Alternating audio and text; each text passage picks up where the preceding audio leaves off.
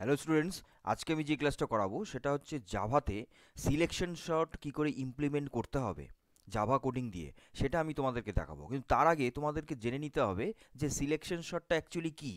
দেখো, selection short হচ্ছে যে যখন আমরা কি করব না, repeatedly find the minimum element, যখন আমরা একটা মিনিমাম এলিমেন্টকে ফাইন্ড আউট করব, সেটা রিপিটেডলি চলতে থাকবে ফ্রম দ্য আনসর্টেড অ্যারে বা আনসর্টেড নাম্বার।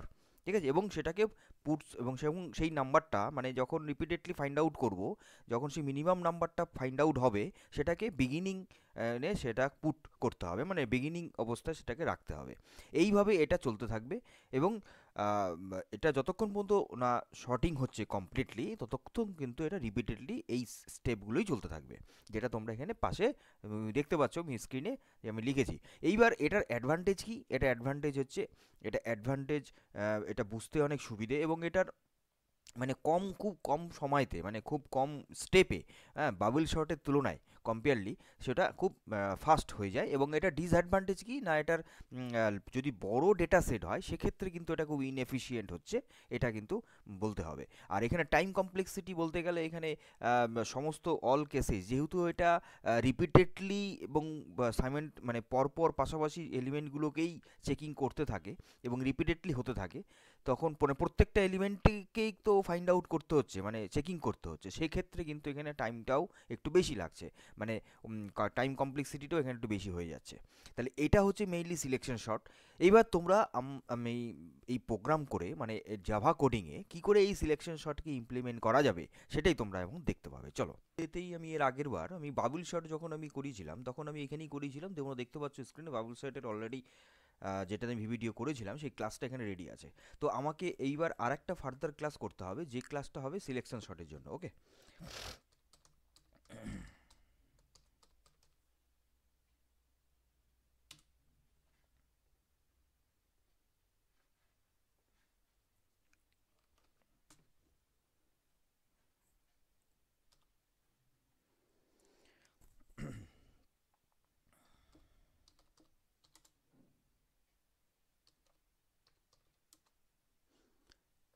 যে নামে আছে সেই নামেই এখানে দিতে হবে। হুম, যে নামে তুমি ক্লাসটা এখানে বানিয়েছো, সিলেকশন শর্ট বলে আমার বানানো আছে, সেই সিলেকশন শর্ট বলেই কিন্তু এখানে ক্লাসের নামটা দিয়ে স্টার্ট করতে হবে। এরপরে আমাকে দিতে হবে পাবলিক স্ট্যাটিক, যেগুলো তোমরা জানো, static void main function.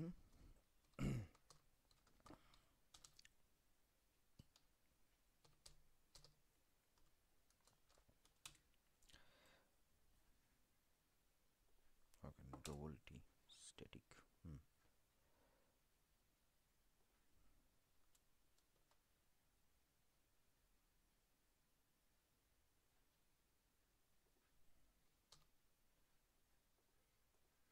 Public static void main function দিলাম।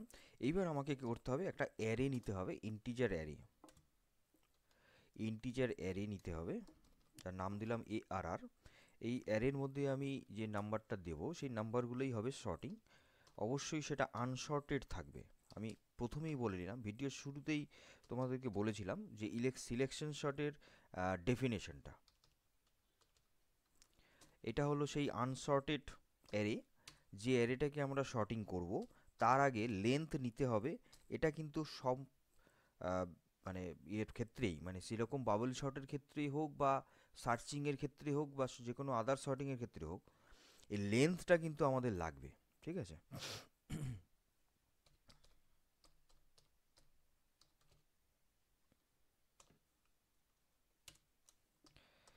এরপরে ফল লুপ লাগবে, এখানে ফল লুপেরই বেশি কেরামতিটা রয়েছে এখানে। ঠিক আছে, i=0, i লেস দেন, দেখো এই জায়গাটা বুঝতে হবে, n-1 i প্লাস প্লাস, এটা হচ্ছে আউটার লুপ। ঠিক আছে, এই আউটার লুপের আন্ডারে আমরা আর একটা ফল লুপ নেব, যে ফল লুপটা কিসের জন্য হবে, মিনিমাম ভ্যালুটাকে ফাইন্ড আউট করার জন্য, রাইট? কারণ এই সিলেকশন শর্টের সিলেকশন কথাটার মানে হচ্ছে কি, যে কোনো একটা নাম্বারকে সিলেক্ট করা, ফার্স্ট সিলেক্ট করে সেই নাম্বারটাকে এর অন্য নাম্বারের সাথে রিপিটেডলি কম্পেয়ার করা, এটাই হলো কনসেপ্ট মেইনলি। তাহলে আমাকে প্রথমে কি ফাইন্ড আউট করতে হবে, মিনিমাম ভ্যালুটা কোনটা। এবার মিনিমাম ভ্যালুটা যখন আমি ফাইন্ড আউট করব, তাহলে আমাকে ধরে নিতে হবে যে নাম্বারটাকে আমি নিচ্ছি সেটা অলরেডি মিনিমাম এবং সেটা শর্টেড আছে। তো এক্ষেত্রে কি হচ্ছে এখানে n-1, দেখো টোটাল যে লেন্থ থাকে তার থেকে এক লেস করে দেওয়া হচ্ছে, তার যে রেঞ্জটা থাকছে i<n-1, যে যতটা থাকছে তার থেকে এক কম থাকছে। কেন থাকছে? যে নাম্বারটাকে আমরা ধরে নিচ্ছি যে এটা মিনিমাম, সেটা অলরেডি আমি ভাবছি কি যে ইমাজিন করছি যে এটা আগে থেকেই শর্টেড আছে, তার জন্য এটাকে আমরা ধরবো না, সেটাকে আমরা বাদ দিয়েই আমাদের কিন্তু লুপটা চলবে। আর এই যে ইনার লুপ যেটা থাকবে সেই জায়গাটাকে আমাকে করতে হবে যে মিনিমাম ভ্যালুটাকে ফাইন্ড আউট করার জন্যই এই লুপটাকে নেওয়া, রাইট?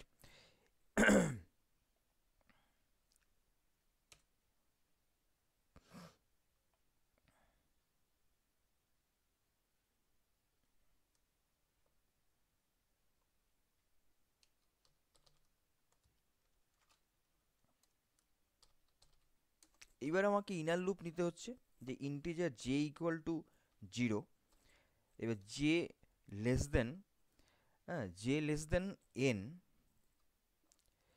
আর জে প্লাস প্লাস, রাইট? এইটা আমাকে নিতে হচ্ছে।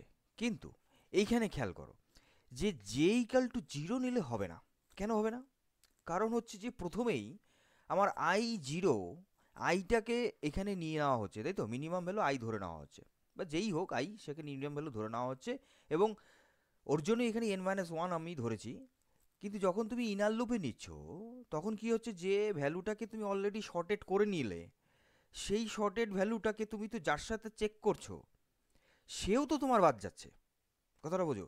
আমি যার সাথে চেক করছি সেইটাও আমি ধরে নিচ্ছি যে সেটাও শর্টেড হয়ে গেছে।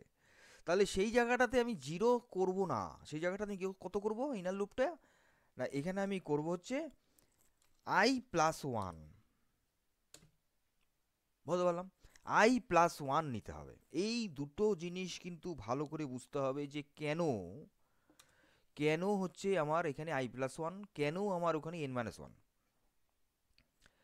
এবার আমাকে একটা ইফ দিয়ে চেকিং করতে হবে যে ভ্যালুটাকে আমি মিনিমাম ধরে নিচ্ছি সেটা কি আদৌ যার সাথে চেক করছি সে কি মিনিমাম হচ্ছে না লেস, মানে বড় হচ্ছে, সেটা আমাকে ফাইন্ড আউট করতে হবে। তার জন্য ইফ লাগাতে হবে।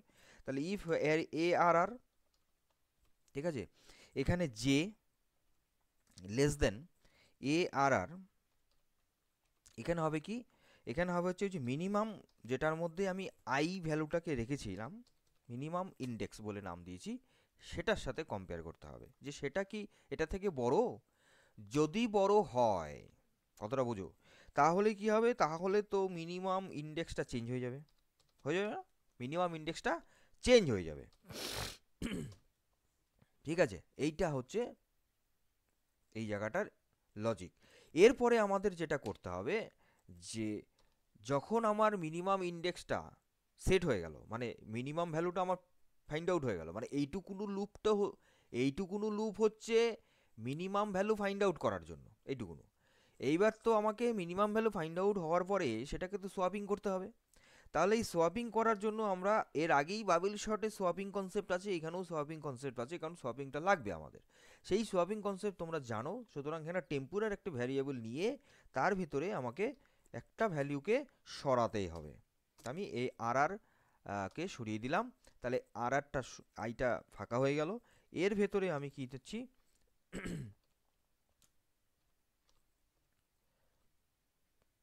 ওই যে মিনিমাম যেটা ইন্ডেক্স যেটা আমি রেখেছিলাম সেটাকে আমি এখানে নিয়ে নিচ্ছি। ঠিক আছে, তাহলে মিনিমাম ইন্ডেক্সটা ফাঁকা হয়ে গেল। এবার মিনিটটা ফাঁকা হয়ে গেলে তাহলে এবার এর ভিতরে টেমটা চলে আসবে।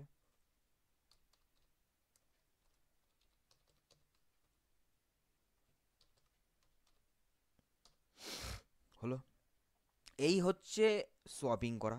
এইবার সোয়াপিং হওয়ার পরে, সোয়াপিং তো আমার হয়ে গেল, এইবার হওয়ার পরে কি হবে, এইবার আমাকে তো প্রিন্ট করাতে হবে। তাহলে প্রিন্ট করতে হলে তাহলে তুমি এখানে একটা লিখে দাও যে শর্টেড অ্যারে বলে সিস্টেম ডট আউট ডট, এটা হচ্ছে শর্ট প্রিন্ট করার জন্য।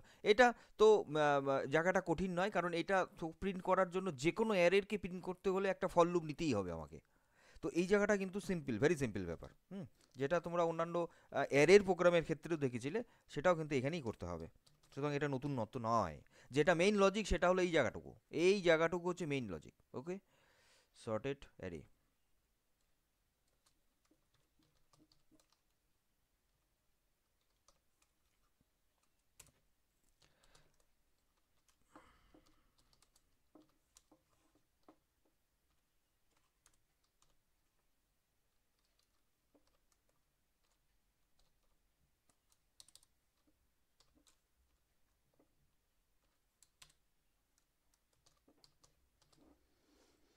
আমি এটাকে প্রিন্ট করে দিচ্ছি, ধরো এটাকে কপি করে সিস্টেম ডেটা, এটাকে কপি করে নিচ্ছি, এখানে আমি এটাকে পেস্ট করে দিচ্ছি। ওকে, আর এটার ভেতরে আমি দেবো হচ্ছে তোমার, এটা হবে না,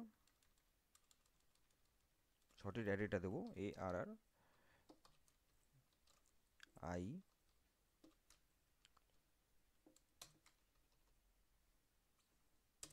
প্লাস একটা গ্যাপ দিয়ে দিচ্ছি।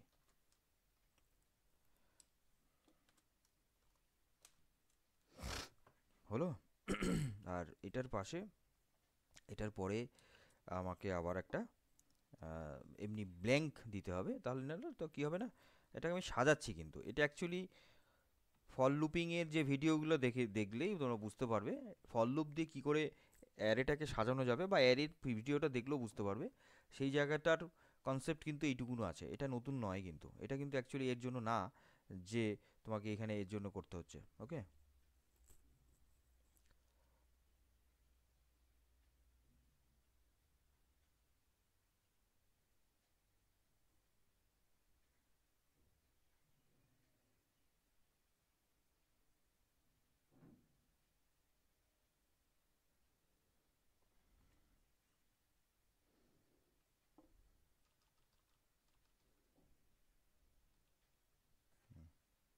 এটা তো ফাঁকা থাকবে। তাহলে এই হচ্ছে প্রোগ্রামটা। তাহলে আমরা একবার কম্পাইল করে একবার রান করে দেখি, ঠিক আছে? রান করে দেখে নিচ্ছি একবার, সিলেকশন শার্ট, দেখো শর্টেড অ্যারে 11 12 22 25 64, রাইট? তাহলে আমাদের প্রোগ্রামটা ঠিকঠাক রান হলো। এবার আমরা বুঝে গেলাম যে কি করে আমাদের সিলেকশন শর্ট করতে হবে, তাই তো? লজিকটাও আশা করি তোমরা বুঝতে পেরেছো। দেখো এখানে মেইন যে ইম্পর্টেন্ট জায়গা, কারণ আমার ভিডিওর শুরুতেই আমার থাম্বনেইল লেখা আছে যে উইদিন 10 লাইনস। এবার তোমরা বলতে পারো যে স্যার এখানে তো 10 লাইন্সের বেশি আছে। না, 10 লাইন্সই আছে। কীরকম? দেখো প্রথমত হচ্ছে এটা তো আমার সিনট্যাক্স, এটা তো যে কোনো প্রোগ্রামিংয়ের ক্ষেত্রে সিনট্যাক্স পাবলিক শর্ট ক্লাস আমাকে নিতে হবে, পাবলিক স্ট্যাটিক নিতে হবে। এটা তো হচ্ছে যে কোনো জাভা প্রোগ্রামিংয়ের সিনট্যাক্স, এটা আমাকে দিতেই হবে। কিন্তু অ্যাকচুয়ালি মেইনলি সিলেকশন শর্টের জন্য যেটা অ্যাকচুয়াল লজিক, সেটা এখান থেকে শুরু করে এইটুকুনো। আর এটা তো হচ্ছে যে কোনো অ্যারেকে প্রিন্ট করার জন্য তো আমার এটা ফরম্যাটিং লাগছেই, ফর লুপ। তাহলে মেইন লজিক হচ্ছে এইটুকুনো। তাহলে এইটুকুনো দেখো 10 লাইনের মধ্যে আছে, 1 2 3 4 5 6 7 8 9 10।